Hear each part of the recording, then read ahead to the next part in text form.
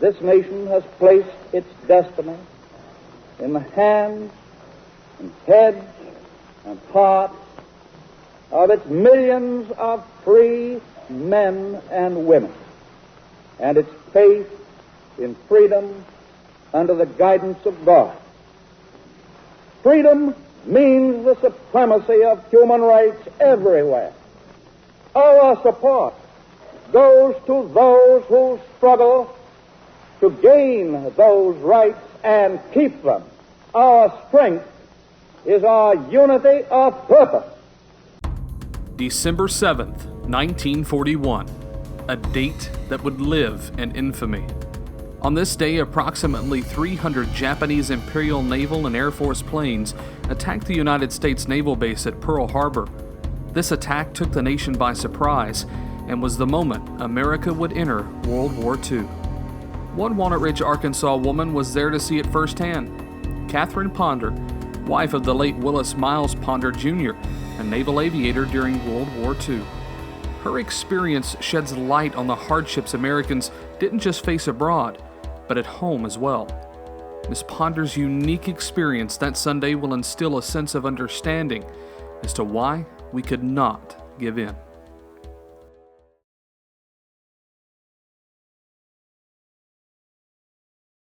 Well, now, he was on a ship, so he was in and out of the harbor a lot. He'd be in, the ship would be in a few days, and then it would go out to sea for a few days. So he was back and forth all the time.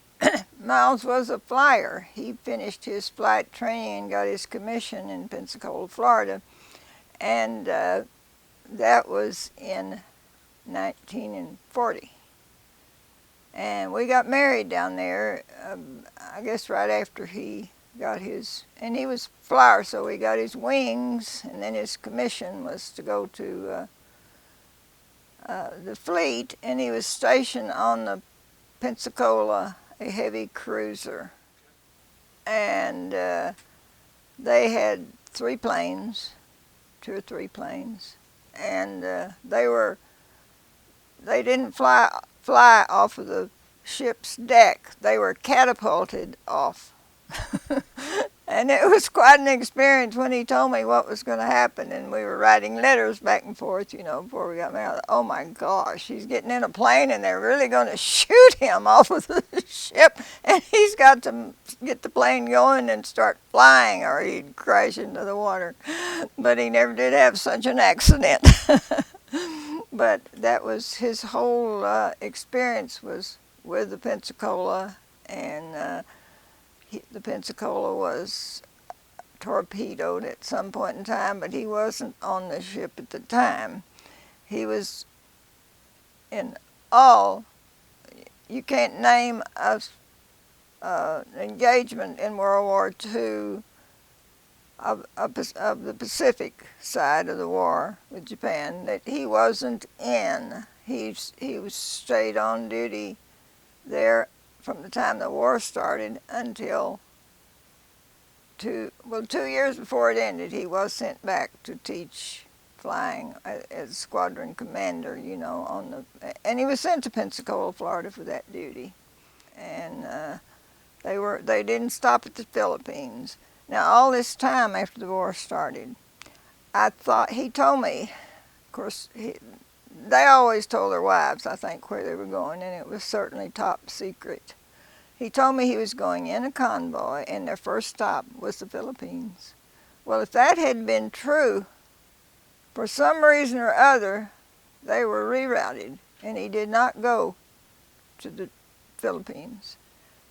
And they were convoying, I think, troops for the Army, And so when the war started, and I hadn't heard from him since he'd left Hawaii, and I didn't hear then for several weeks from him. And I did not know, because if you remember from studying about the war, the Philippines fell in a few days, and MacArthur left the Philippines, and he went to Australia, I think, until it was safe for him to go back and take over command in the Philippines again.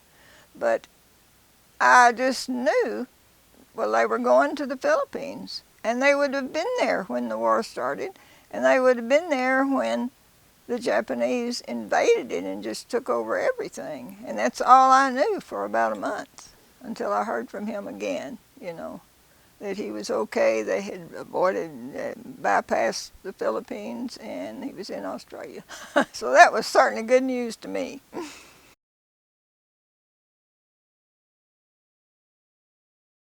No, he was sent back to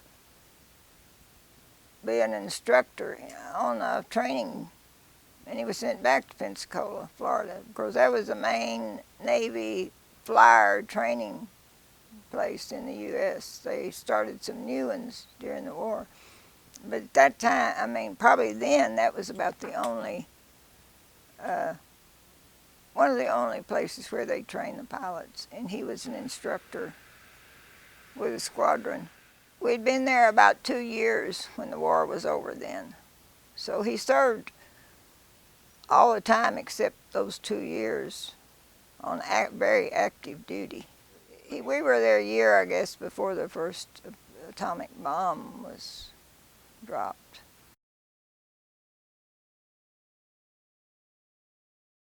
My experience was being there with my 2-month-old baby on December the 7th.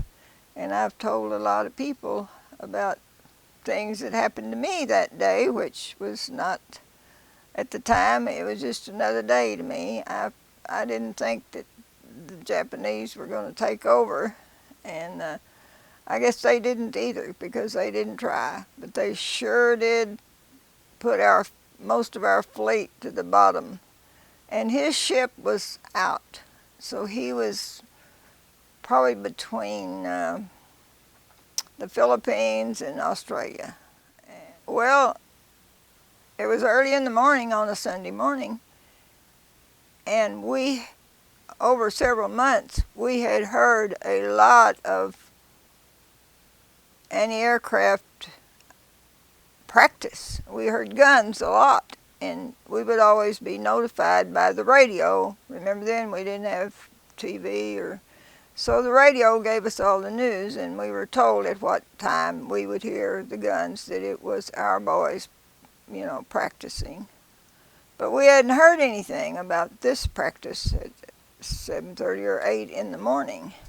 And it was, I don't know how far into the raid it was before I knew that we were being attacked by an enemy. But it was, I was still asleep. I'd gotten up early and fed the baby and went back to sleep. And then I heard this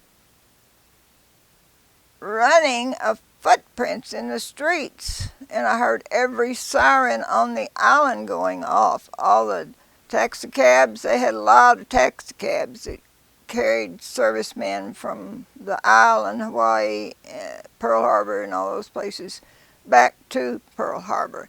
So they were all, and all the fire trucks, all the ambulances, everything that had a siren, they had it going. That was a rather loud din of noise, you know. But when we discovered that it was a real air raid, that it wasn't but just a few minutes till a good friend of ours who was working on the ships in the harbor, he was a civilian worker, and he came by my house and said, we're being attacked. And just about that time, the radio, and you've heard this radio announcer says, don't be don't be excited. Said we are being attacked. And then in a few minutes, the enemy has been identified as the Japanese. And so this radio announcer was so scared you could hardly understand what he was saying. He was chattering, you know. He was really, really scared. That was some announcement, wasn't it, to hear that? The war has started. And from then on, that very day, these friends of mine took me and the baby home with them, and it was a few miles. I live real close to downtown in Honolulu, and they were further out in another neighborhood, and so they took me home with them, and they knew I'd be frightened alone with a little baby, because 2 months old is pretty small, you know. And they took me to their home, and I stayed with them, and so the day went on, and that first night had to be blackout. It took me, he wasn't eating, the baby wasn't eating too much during the day then, so I mean through the night, maybe one time. So I had to figure out in the bedroom that I was in where to put his things so I could take care of him in the dark. And I hadn't had to do that before because it took us a few days to get the house fixed so we could have a few lights on. And but we made it through that first night okay. And so they asked me if I would just stay with them at least till I heard from my husband or until he got back, you know, in the port to Hawaii. And I did that, and they were lovely people to me to take, you know, just see that I wasn't alone any. And that was the day. And we saw Japanese planes fly over the city of Honolulu. And, well, you know, we heard these planes, we heard the explosions for a long time. So there had to be a lot of them because I don't know what their load would have been because they were bombing and anti-aircraft, I mean shooting. I mean the planes were flying down and shooting, men running.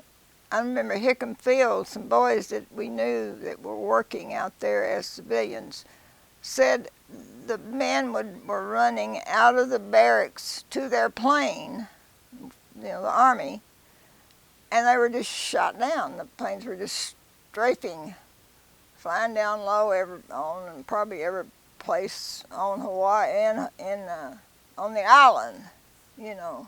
One building that was a block from where I lived there was burned, but it was fire. It caught fire from our own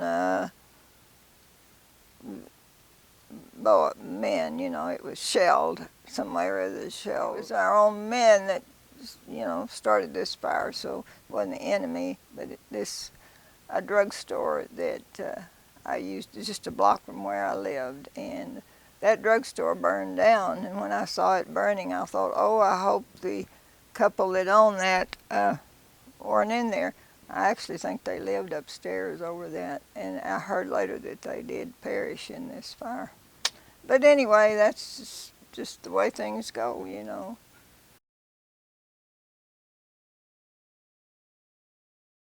And I stayed in Hawaii for 5 months after the war started. And Navy was sending out all their dependents as fast as they could find spaces on a ship to send them back, you know, to the mainland. I asked to let me stay as long as I could. And I guess really I was one of the later after 5 months, they started sending people back home. I was still on a tourist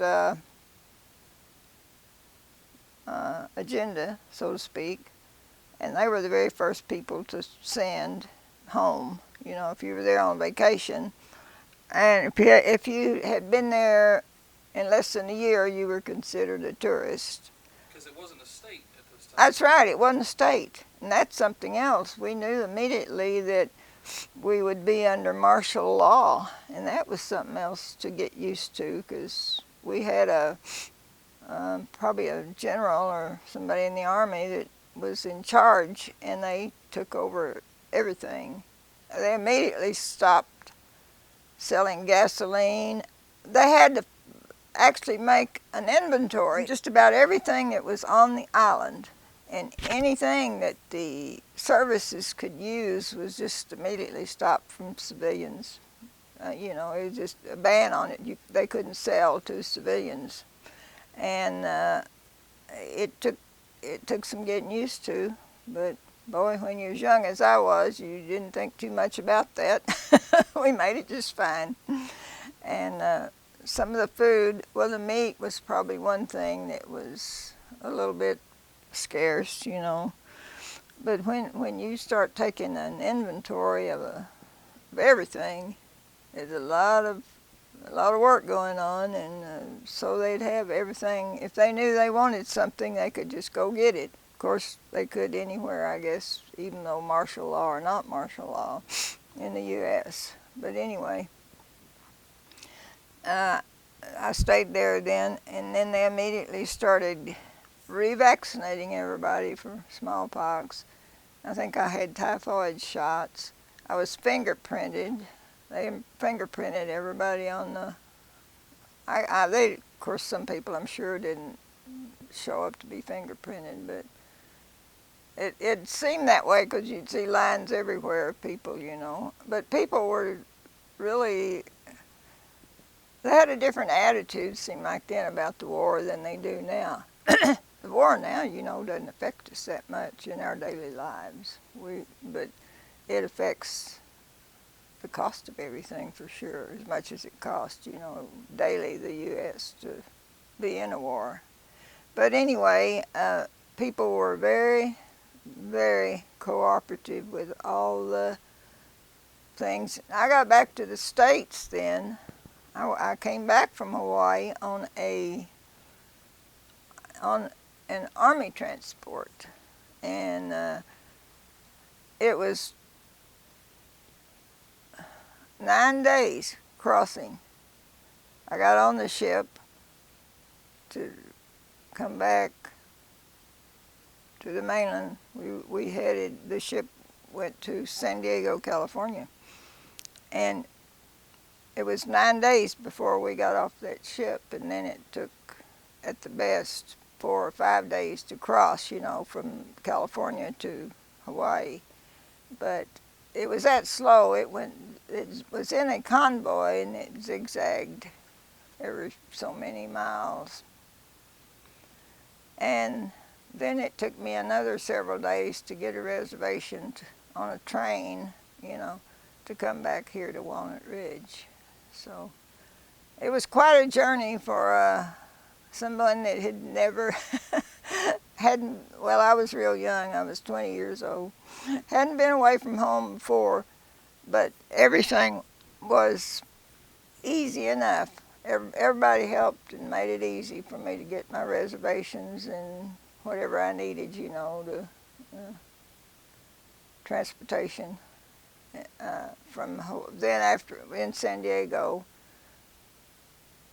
3 days, I believe, before the train, I got a train to Memphis and then to Walnut Ridge.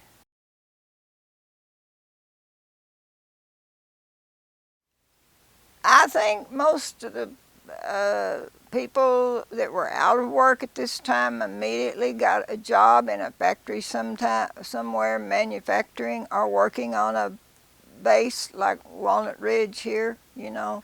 I think I'd been home just 2 or 3 months when construction on this right here started, and that's all we were hearing, you know. And as I said earlier, I think everybody was so willing to cooperate with anything we were asked to do. I remember working in a Red Cross room that was sewing, and we were making in Walnut Ridge, you know, at least that whole day a week I worked.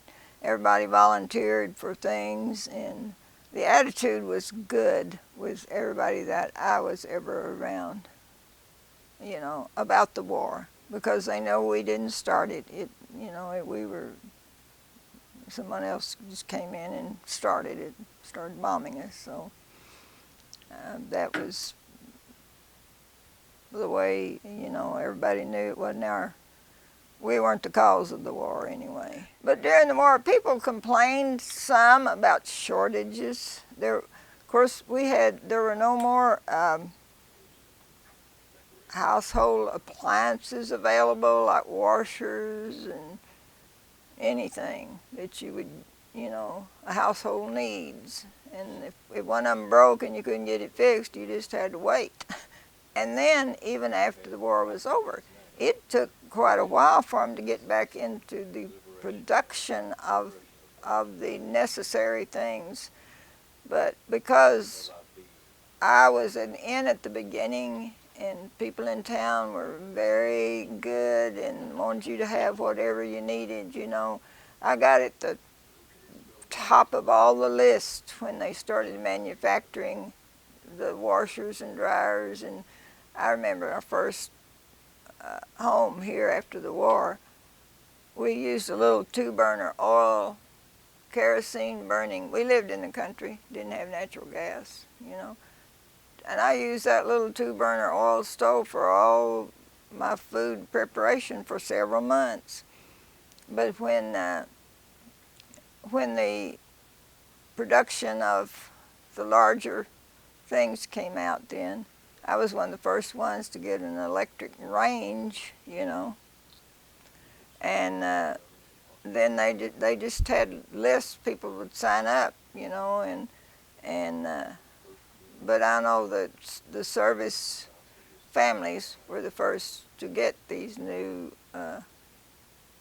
things. And they weren't new inventions, but they just hadn't been invented because, you know, every factory was all out for the war.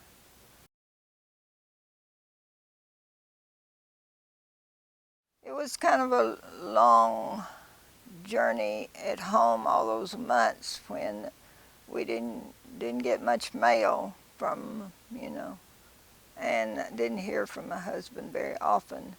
And sometimes it was a long, long time, and then maybe I'd get a whole stack of letters at one time. One time I know the letters had all been soaked in seawater. Probably the bag had been thrown overboard somewhere or something. Anyway, it was, the ink was runny and they were stiff, you know, like salt water would make them after they dried. But I could read it all, so. But it was a long time, and it was hard on a young mother when their first son couldn't see their father.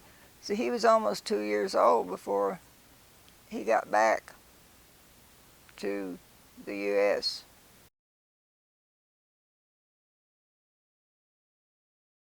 Walnut Ridge had not a single place. There was an old hotel downtown, but there wasn't places for all these people that came in here to work to live. Everybody was renting an extra bedroom to people, you know. It was quite a scramble to find a place to even live when they came in here to work on this airport. So there were a lot of people in the community that were renting out rooms and. Yes, right, yeah. So did you know anybody in particular that rented out rooms to? Yeah, my aunt and uncle did in Walnut Ridge.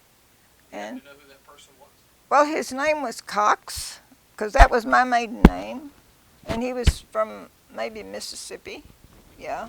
And he worked there. He might have lived there, well, from the early construction here, I guess, until it was finished. To whatever he was doing, you know, they didn't need him anymore, yeah. But I remember that real well. And everybody, as I said, I think everybody that had a room, you know, rented it out for the workers.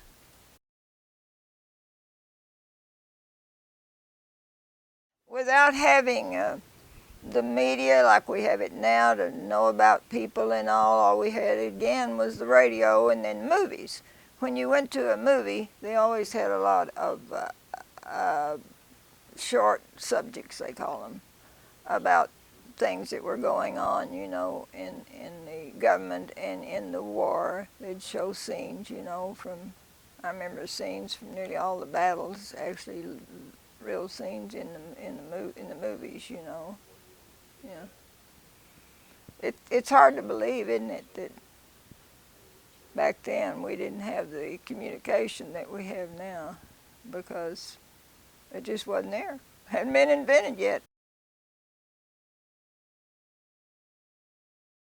And then when the war was over, and everybody was, we really hated to have to start a new government with a new president, but everybody found out pretty quick that Harry Truman was a good president, and he was on top of everything, I think.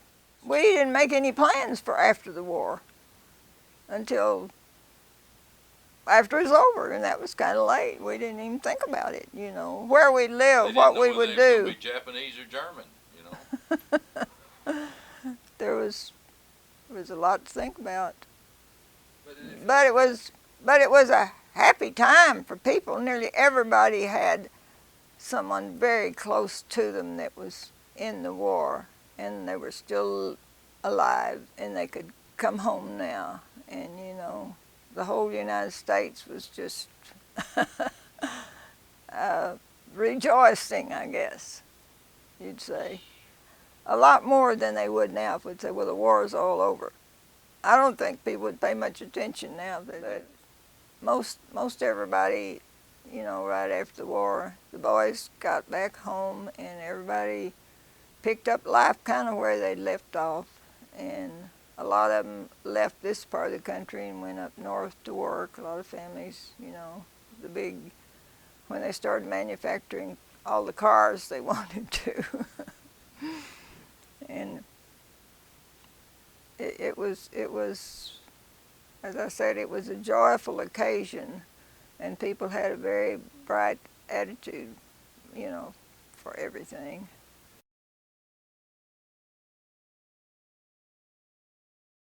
Well, we don't need to forget to be patriotic and to stand up whenever we can, you know, for our country.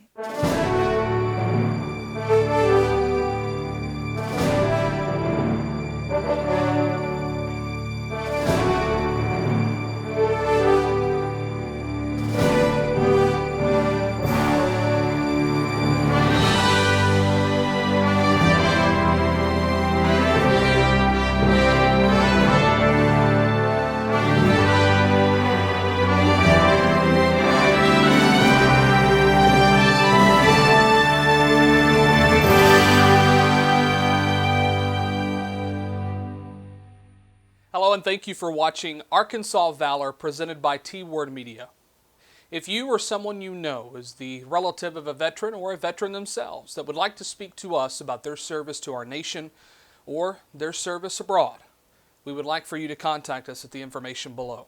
contact@twordmedia.com. You can also like us on Facebook and follow us at Twitter for the up-to-minute information on projects that we're working on, including Arkansas Valor, and those who will be featured on our next interview. We are so proud to talk to our nation's veterans, to speak to them about their service, to speak to them about their sacrifices during wartime and during peacetime. We can never repay the debt that our veterans have given this nation, from those who have sacrificed their lives to those who have sacrificed pieces of themselves. We are eternally grateful and blessed to call you our nation's veterans. On behalf of all of us at T-Word Media, God bless you, and thank you for watching Arkansas Valor.